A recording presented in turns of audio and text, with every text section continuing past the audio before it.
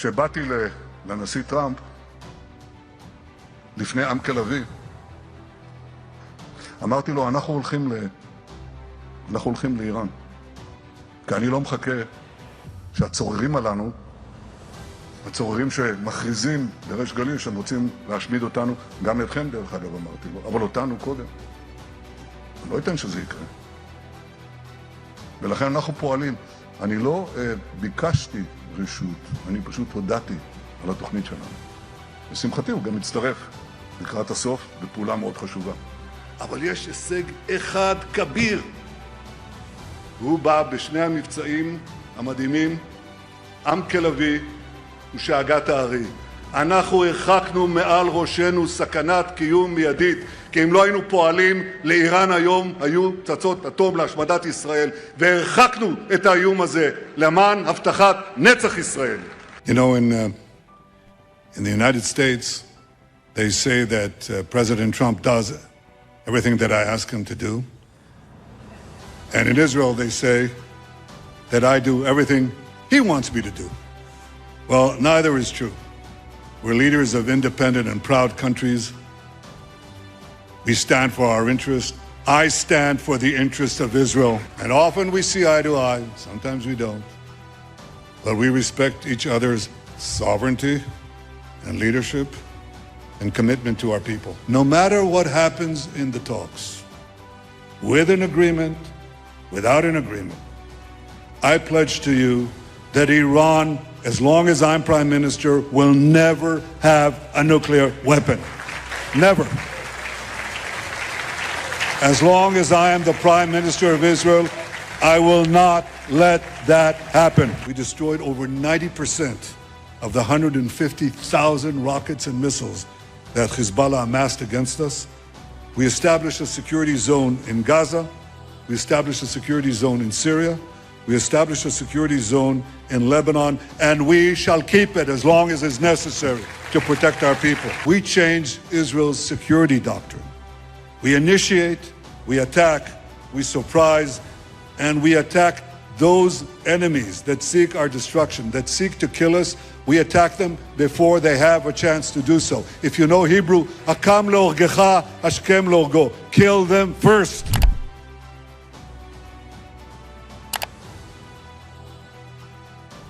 Setiap perdamaian yang sudah terjalin, pasti ada saja pihak yang ingin merusak. Jika kamu sudah menonton cuplikan video tadi, Benjamin Netanyahu secara resmi menyatakan akan menyerang Iran dalam waktu dekat, tanpa melibatkan Amerika Serikat. Apa tanggapan Donald Trump terkait hal ini? Nampaknya sang presiden sudah begitu lelah mengingatkan Netanyahu yang terus bersikap keras kepala. Bagi Amerika Serikat, setiap langkah Israel bisa memperkeruh keadaan dan berpotensi mempersempit ruang diplomasi yang telah dibangun dengan susah payah. Karena itu, sikap Israel dinilai sebagai penambah tekanan bagi Washington yang terus berupaya agar konflik tidak meluas. Republik Islam Iran bukanlah negara lemah yang bisa dengan mudah ditaklukkan. Korps Garda Revolusi akan melawan penuh dan memberikan ultimatum terhadap Zionis. IRGC mengatakan Israel akan menyesal dan segera menerima kekalahan memalukan karena sudah kembali menantang perang Iran. Seandainya perang ini pecah, apakah Israel bisa bertahan dan memenangkan perang melawan Iran? Sebab Amerika Serikat tentu tidak akan membantu karena menghormati perdamaian yang sudah terjalin. Mampukah Israel bisa bertahan dari gempuran Iran tanpa bantuan Amerika Serikat? Cetak Gol coba merangkum, Israel memberikan perlawanan ke Donald Trump hadapi Iran sendirian sebagai berikut. Netanyahu perintahkan serang Iran tanpa bantuan Amerika. Israel memang layak disebut sebagai negara pengacau yang terus mengobarkan api peperangan. Di tengah kabar gembira berdamainya Amerika-Iran, selalu saja ada pihak yang merasa tidak suka. Adalah Benjamin Netanyahu yang masih terus-menerus berupaya menggagalkan perdamaian. Tetapi usaha yang dilakukan Perdana Menteri Israel ini selalu menemui jalan buntu. Donald Trump secara resmi menandatangani kesepakatan damai sementara dengan Iran. Dalam kesepakatan itu mencakup 14 poin utama dengan rincian penting. Baik Amerika dan Iran secara resmi memperpanjang gencatan senjata selama 60 hari. Trump juga telah meringankan sanksi ekspor minyak serta menghentikan blokade pelabuhan Iran. Melihat Iran dan Amerika semakin mesra, Israel seolah merasa dianaktirikan. Sebab dalam perundingan damai Trump bahkan tidak melibatkan sang Perdana Menteri Benjamin Netanyahu. Bukanlah tanpa alasan. Trump mengatakan Netanyahu menjadi pihak yang keras kepala. Presiden berambut pirang ini menilai sang Perdana Menteri masih menginginkan konfrontasi di berbagai lini. Berulang kali Trump mengingatkan kepada Israel untuk berhenti menyerang Lebanon dan Gaza. Namun Netanyahu masih keras kepala dan menyatakan tidak akan pernah mundur. Militer kami masih memiliki kebebasan bertindak penuh di Lebanon untuk menggagalkan ancaman apapun, ujar Netanyahu. Netanyahu bahkan berani mengejek Trump yang dianggap telah tunduk pada teroris Iran. Menurutnya, perang melawan Iran masih belum menemui tujuan awal, yakni menghentikan ambisi uranium.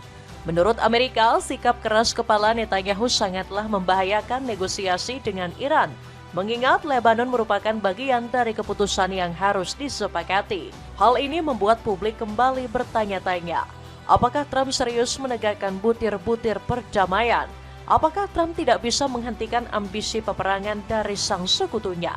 Sang presiden sebenarnya sudah berupaya mengingatkan Netanyahu untuk berhenti membuat kegaduhan. Trump bahkan sempat menghubungi Netanyahu lewat sambungan telepon. Dalam percakapan yang dikutip dari Axios, Trump menyebut Netanyahu benar-benar sudah gila. Kamu benar-benar gila, semua orang membencimu, Bibi, tegas Trump.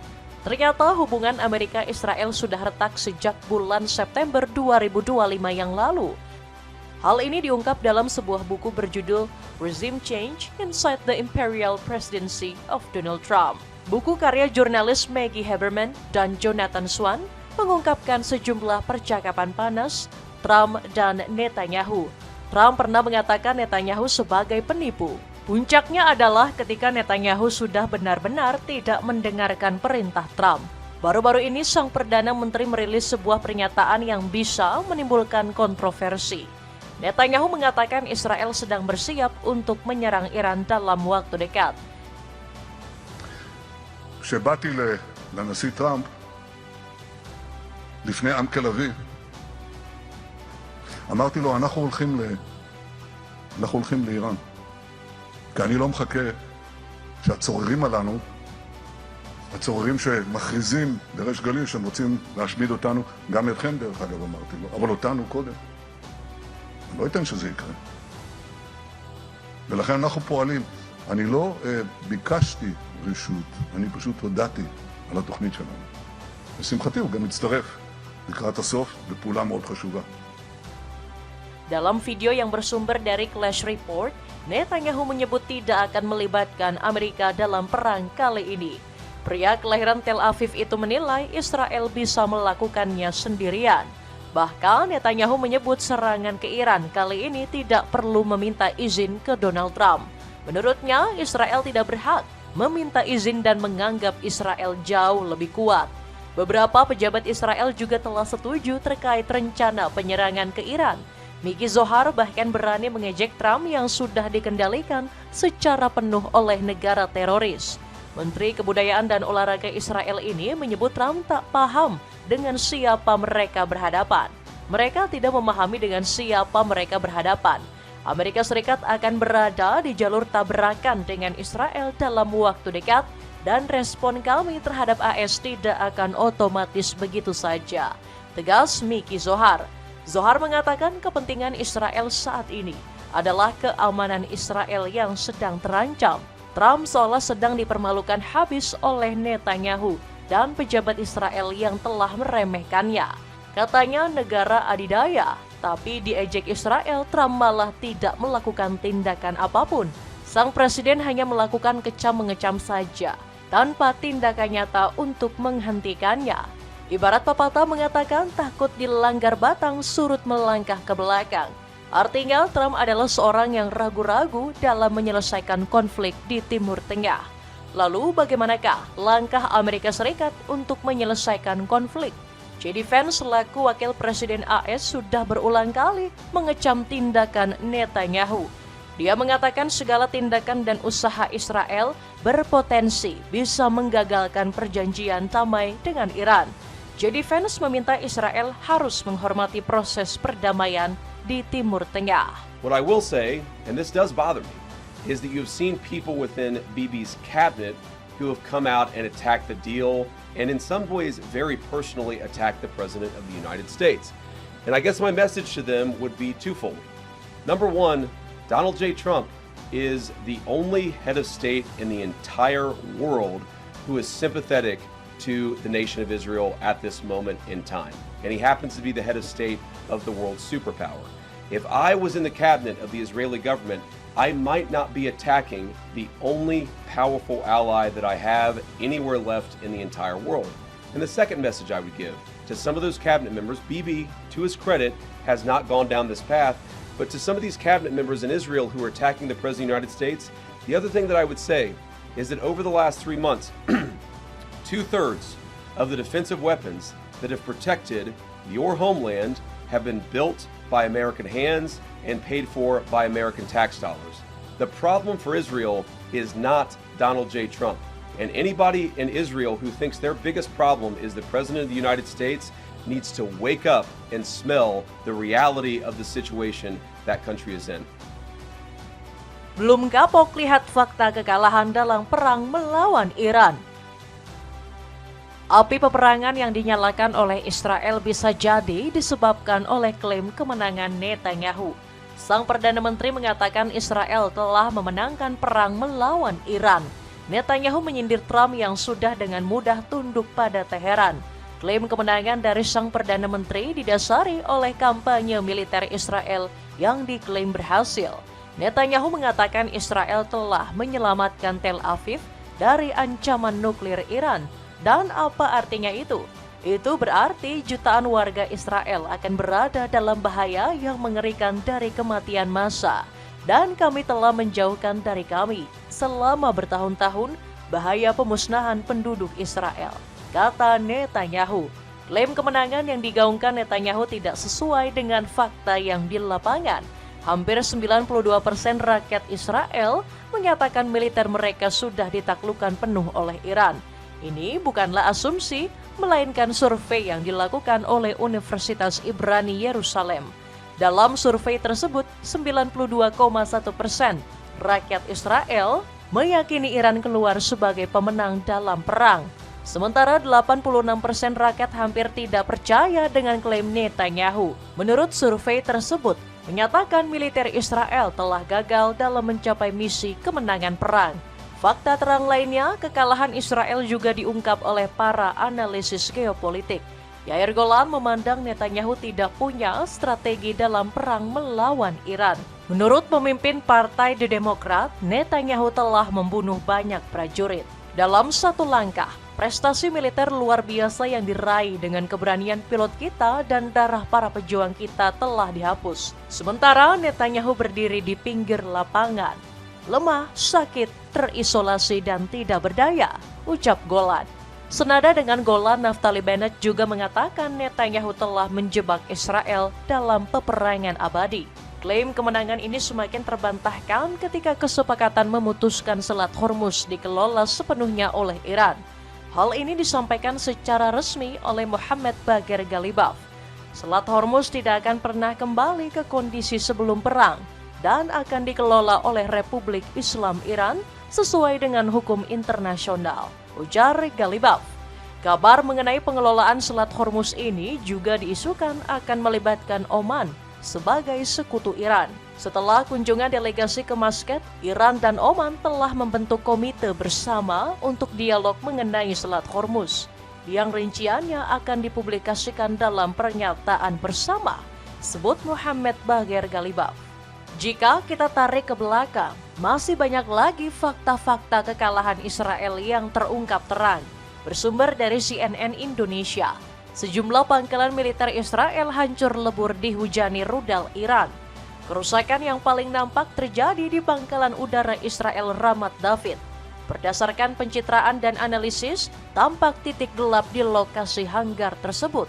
Analisis menyebut salah satu area yang hancur sebelumnya digunakan untuk kendaraan dan peralatan militer, sementara area lainnya berfungsi sebagai zona pengisian bahan bakar. Kerusakan juga dilaporkan terjadi di pangkalan udara Nevatim, instalasi militer terbesar Israel sekaligus pusat operasional utama armada jet tempur F-35, memperlihatkan perubahan di dalam pangkalan militer pada 25 Maret.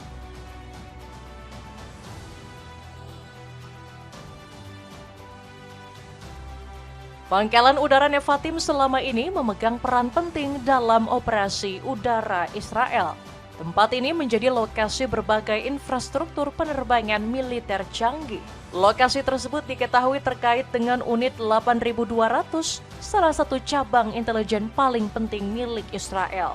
Belum lagi Israel juga disebut-sebut kekurangan sumber daya manusia. Sejak lama IDF memang selalu merekrut tentara dari luar Israel dalam perang melawan rivalnya.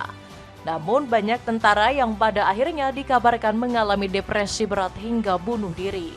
Bahkan tak jarang dari mereka yang akhirnya dipaksa untuk terjun ke dalam peperangan lainnya. Padahal secara medis hal itu sudah sangat tidak memungkinkan. Hampir 40% tentara Zionis mengalami penyakit gangguan kecemasan hingga PTSD. Dan sedikit dari mereka pada akhirnya memilih untuk meninggalkan dinas. Media Israel yakni Haaretz juga melaporkan Israel telah memecat ribuan tentara. Haaretz menuliskan penghentian tentara tersebut karena depresi berat perang di Gaza. Namun media ini tidak menyebutkan angka pasti dan tidak membuka seluruh data yang lengkap. Apa langkah Iran terkait ucapan Netanyahu yang mencoba kembali menantang Iran? Pihak Teheran mengklaim bangsa Iran telah mampu memaksakan kehendaknya kepada musuh-musuh pengecut. Ismail Qani selaku Komandan Korps Garda Revolusi seolah mengiyakan tantangan perang terhadap Israel. Pertama-tama, Qani melakukan pendekatan damai melawan Zionis. Dia memperingatkan militer Israel agar segera menarik pasukannya dari Lebanon. Qani mengatakan Zionis akan menyesal dan menanggung akibatnya seandainya tidak mendengar. Jika Anda tidak mundur dari Lebanon secara sukarela hari ini, maka besok Anda akan dipaksa melarikan diri dalam kehinaan dan kekalahan telak, kata Qani. Qani mengingatkan akan fakta kekalahan Israel pada awal tahun 2000-an. Di tahun tersebut militer Israel berbondong-bondong angkat kaki setelah mendapat perlawanan dari kelompok bersenjata. Celana pendek pria untuk pria dan wanita kini turun harga dan sangat cocok dipakai olahraga. Cek linknya di bawah ini. Langkah tegas Trump beri pelajaran ke Benjamin Netanyahu. Pernyataan Netanyahu yang ingin menyerang Iran tanpa restu Amerika membuat kita bertanya-tanya. Mampukah Israel bisa bertahan dari gempuran-gempuran dari IRGC? Di poin kedua, kami menjelaskan soal fakta-fakta kekalahan Israel yang terungkap terang di media. Masih belum cukupkah Israel berkonfrontasi dengan Iran yang terus berlarut-larut? Seandainya perang kembali pecah, Amerika Serikat nampaknya akan berpihak ke Iran. Donald Trump telah mengaku ikhlas jika Iran memiliki perkembangan rudal balistik. Trump mengatakan Iran harus punya senjata balistik karena negara tetangganya pun juga memilikinya. Jika negara lain punya, tidak adil buat Iran. Arab Saudi, Qatar, mereka semua memiliki beberapa dalam proporsi relatif. Saya kira itu tidak masalah, kata Trump. They have to have some because other people have some. You got to have some. Somebody said you shouldn't give them one. And I have guys. I like some of these guys, but I don't think they're smart. Sir, you shouldn't let them have any missile. I said, well, what am I going to do? Am I going to let Saudi Arabia have missiles, but they can't have them? Yes, sir. Doesn't work that way, you know. It doesn't work that way, and missiles aren't the problem. Pernyataan ini sebenarnya agak mengejutkan. Pasalnya, Donald Trump sangat anti terhadap pengembangan persenjataan Iran di kawasan. Padahal di saat yang bersamaan, Trump juga menyampaikan bahwa jika Iran memiliki satu saja rudal nuklir, maka Israel dapat dengan mudah dimusnahkan. Look, think of what Israel's getting. They're not going to be nuked. It's very simple. I told Bibi, your biggest risk was that they drop a nuclear weapon into the middle of Israel. They'd only need one, and there would be no more Israel. Think of it, baby. You got the best, the most important thing. Langkah ini membuat publik bertanya, apa alasan yang membuat Donald Trump yakin dengan pemberian izin tersebut? Bukankah ini hanya akan membahayakan negara-negara di kawasan? Apakah mungkin langkah tersebut bertujuan untuk menekan pengaruh Israel di kawasan? Apalagi melihat gelagat Israel yang enggan menurunkan kekuatannya di Lebanon dan beberapa front militernya. Iran akan memberikan serangan balasan seandainya Israel berani macam-macam. Jika perang ini kembali terjadi, maka komitmen yang dirumuskan dalam perjanjian besar kemungkinan akan dibatalkan. Iran memang sempat memandang tercapainya perjanjian ini adalah bagian dari sejarah. Ditambah lagi Trump juga akan mempererat kerjasama dengan Turki. Trump mengisyaratkan akan mengambil langkah yang membuat Turki senang. Salah satunya mengenai permintaan Ankara untuk memperoleh jet tempur F-35 dan mesin jet. Lihat, dia adalah anggota NATO. Ada yang tidak menganggapnya sebagai anggota NATO, tetapi sebenarnya dia adalah anggota NATO. Saya mungkin akan melakukan sesuatu yang membuatnya senang, kata Trump. Apakah Trump sengaja menguatkan kerjasama dengan Turki agar bisa menekan Israel? Tel Aviv menganggap Turki sebagai ancaman besar dibandingkan Iran. Menurut analisis surat kabar Maarif, Turki telah mencapai 80% swasembada industri pertahanannya. Maarif menulis jika industri ini dapat meningkatkan kemampuan militer Turki. Kemampuan Ankara memproduksi senjata secara mandiri bisa membuat pengaruh militer di Timur Tengah. Tampilanmu makin kece kalau beli sepatu sneakers dari Kiping. Sekarang lagi turun harga, buruan cek linknya. Itulah ulasan Israel memberikan perlawanan ke Donald Trump hadapi Iran sendirian. Bagaimanakah pendapatmu? Seandainya perang ini pecah, apakah Israel bisa menahan gempuran-gempuran Iran tanpa bantuan-bantuan Amerika Serikat? Coba tulis pendapatmu di kolom komentar di bawah ini.